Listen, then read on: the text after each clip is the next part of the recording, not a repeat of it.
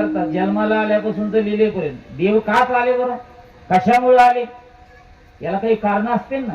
देव येण्याकरता गावामध्ये सुद्धा देव येण्याकरता, मंदिर होण्याकरता, प्राणप्रतिष्ठा होण्याकरता गावाचं लय मोठं पुण्य लागतं, तेव्हा देव गावामध्ये येतोय. बरोबर, असं कोणत्याही गावात देव येत नाही. मग देव येण्याकरता गोकुळातच का देव आला, मथुरेत का देव आला अगोदर? येण्याचं कारण कंस मामामुळे नाही, देव येण्याचं कारण त्याच्या पाठीमागची पारशी भूमिका पाहिजे. पहिले राजे महाराजे लोक भजन करत होते म्हणून देव येत होता. चांगला आहे का माता बहिणी? पुरुष मंडळ कोण करीत होते? असलेले तिकडं पुरुष मंडळ. पहिले लोक कोण भजन करत होते? राजे महाराजे. त्याच्यामुळे देव प्रसन्न होत होता. आणि एकदा देव प्रसन्न झाला कोणाला? पूर्व बदलायचं राजा महाराजाला. देव म्हणत होता, भक्ता बरोबर मी तुला प्रसन्न झालो, माग काय मागत होते? तो राजा म्हणत होता, बाकी काय नको देवा, मी राजाचे राजियाची कांता, आम्हाला काय गरज आहे, फक्त आमची एकच इच्छा आहे. काय इच्छा आहे?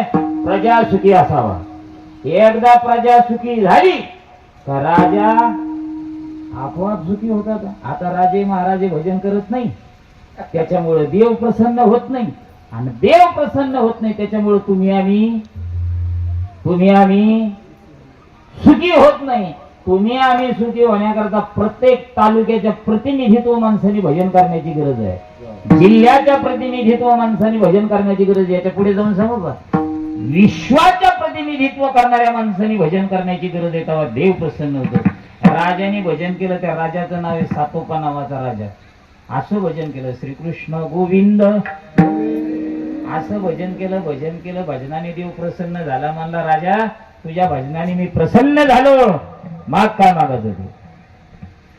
राजा म्हणला, देवा काही नको, सगळं ऐश्वर्य मी भोगलेलं आहे, तुझ्या आशीर्वादाने सार्वभौम राजा झालेलो आहे.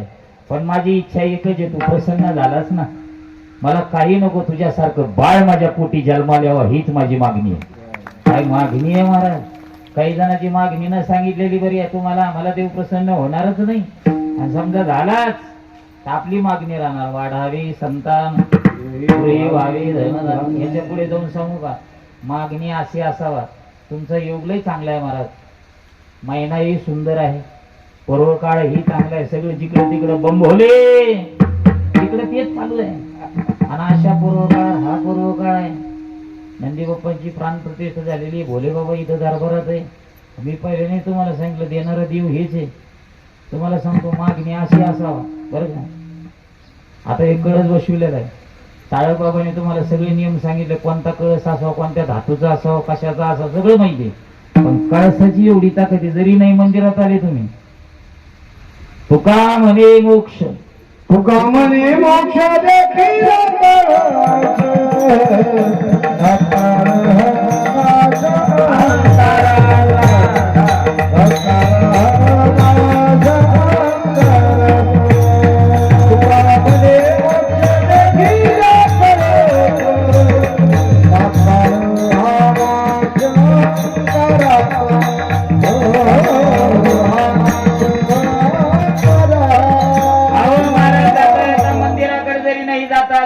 चलता चलता माझ्या तरुणाने, माझ्या माता बहिणीने, बसलेल्या पुरुष मंडळीने, या बाबा नुसता कळस जरी पाहिला तर महाराज म्हणता मोक्ष प्राप्त होतो. एवढी ताकद कळस पाण्यामध्ये बरं भैया.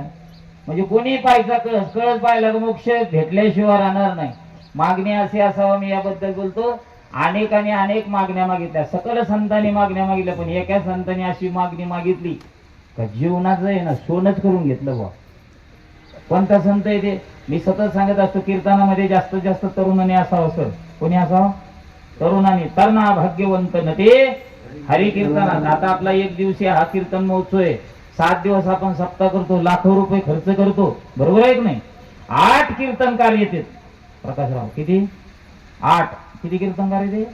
8 कीर्तन.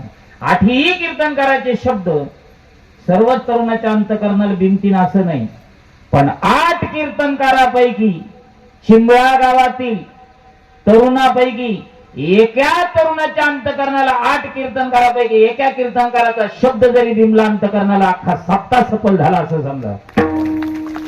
त्याच्याकरता तरुण कीर्तनात पाहिजे. असंच एक तरुण कीर्तनात बसलो तर पवार महाराज बरं का, कीर्तनात बसलेलं होतं, त्याला चालता सुद्धा नीट येत नव्हतं आणि महाराज सांगत होते देव असा आहे, देव तसा आहे.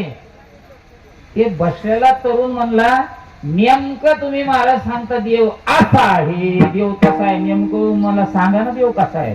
महाराजांनी सांगितलं देव असा आहे, आंधळ्याची डोळी, पांगळ्याची पाय, आंधळ्याची डोळी, पांगळ्याची पाय, बहिरे ऐकती काही रे हो. अरे देवाची कृपा झाली ना तर आंधळ्याला डोळे येते, पांगळ्याला पाय येते, बहिऱ्याला कान येते, मुक्याला.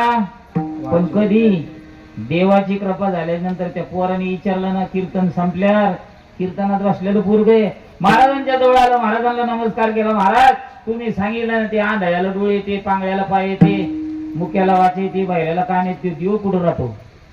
त्यांनी पत्ता दिला त्या देवाचा, भीमा तिरी एक त्याचे नाव पंढरपूर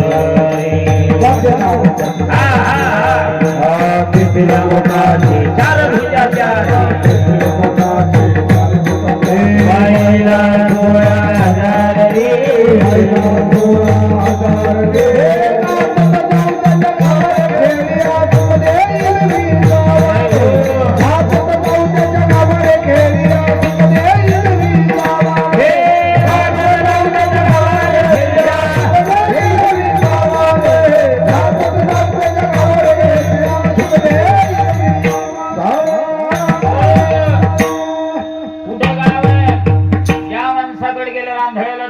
पांगल्याला पार येते, मुक्याला वाटेते, बाहेरला कान येते, असा कुठं देव आहे. त्याचा पत्ता दिला भीमा तिरी एक.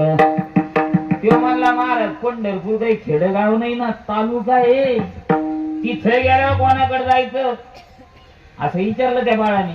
ते म्हण तिथे गेलं का पाटलाकडे जायचं. कोणाकडे जायचं? कुठल्या पाटलाकडे गेलं का सगळं भेटतं बुवा.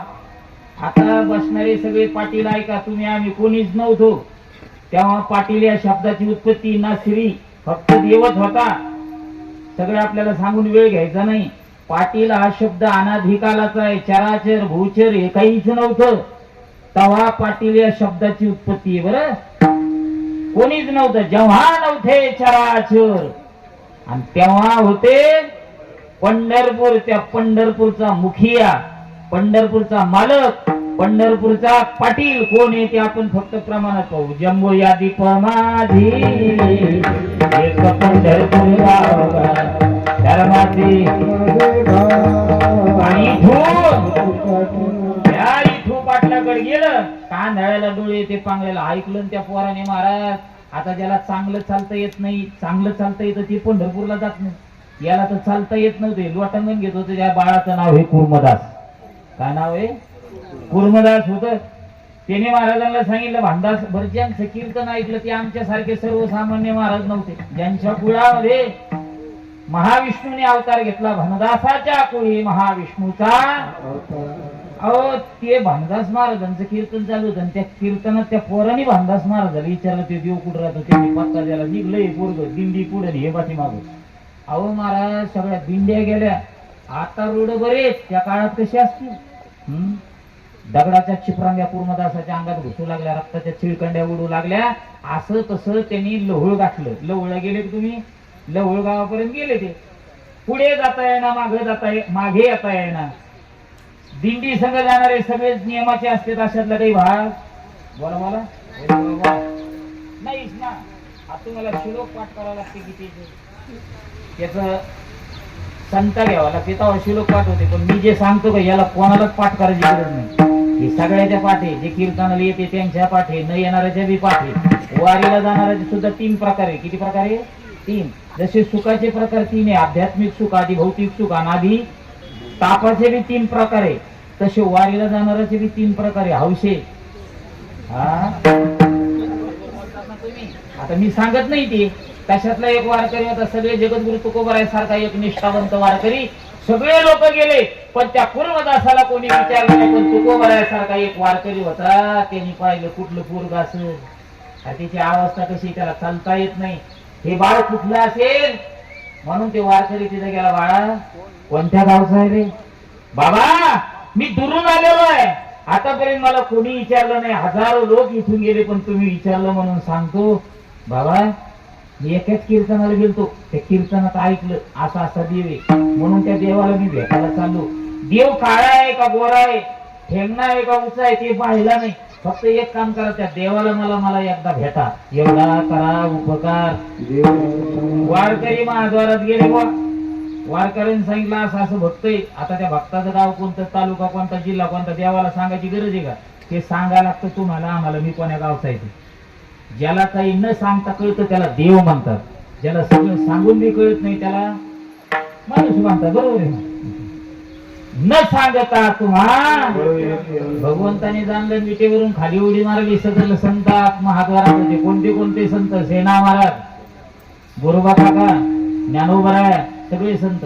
ज्ञानेश्वर महाराज म्हणतात, अहो देवा आम्ही इकडून तुम्ही पुढं अभंग नामदेव राहायचा. चला रे चला रे चला सर्व संत करंगळी पिकली, सावत्याच्या मळ्यात करंगळी पिकली. पुढे या मोरे बाबा, पवार बाबा पुढे या.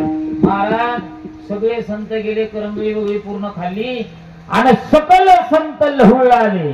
आणि कुर्मदासच्या रक्ताच्या थारोळ्यात बसला होता ना सर, रक्ताच्या थारोळ्यात. त्या रक्ताच्या थारोळ्यात भगवान पितांबरा सगळं बसली. एके कीर्तनाची ताकद आहे, ऐका दादा.